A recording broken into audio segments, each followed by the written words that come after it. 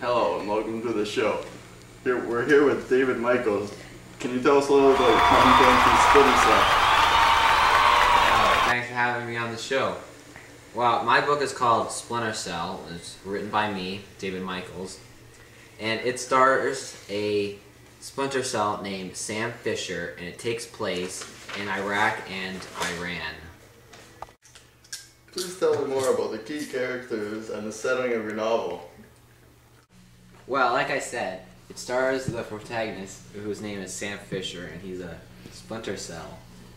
But some of the antagonists in the book are the Shop, which is an illegal arms dealer, and a terrorist group called the Shadows.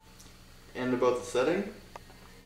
Well, like I said, it takes place in Iraq and Iran, and Fisher is trying to stop a terrorist organization and also to get rid of the Shadows. We'll give you a random question here. How about approximately 10 plot points and details? Whoa, caught me a little off guard there. Wasn't exactly prepared. But in no particular order, I'd say some of the key plot points are when Sarah, his daughter, gets kidnapped and held as hostage. That's very important. When Fisher meets a man named Bassarin, who turns out to be actually a terrorist. It's quite interesting. And early on in the book, Fisher beats up some terrorists, and they play a big role later on. Another one would be the intro to the Shop, because it lets you know what's going on with that group. And one of the bigger ones would probably have to be the introduction to Sam Fisher, how he's a Splinter Cell, because if they didn't have that, then you wouldn't really know what's going on.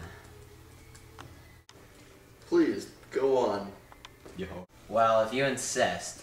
Another key point is towards the end when Fisher rescues his daughter. Another good one is when he breaks into the bank at night, the Swiss Russian bank, which some of the members of the Shop own. He finds out some vital information. When he investigates Bassarin's company, Adkavar Enterprises, because that's how he found out that he was actually a terrorist. And another one of the main ones is when he stops the Shadows by pretty much killing them all. So, when you wrote this book, who is the planned audience to read the book? Well, I'd say the target audience is young adults who enjoy action, fighting, and guns, and all that kind of stuff. You have an interesting way of writing. Can you explain it a little bit to us? Well, in my writing, I use a lot of onomatopoeias. For instance, when Fisher uses his silenced weapons, they make a pft sound, and I write it as PFFT, which explains it. I write in present tense, right? And I also write in first person as Sam Fisher. So, what would you say your overall opinion about human nature is in the book?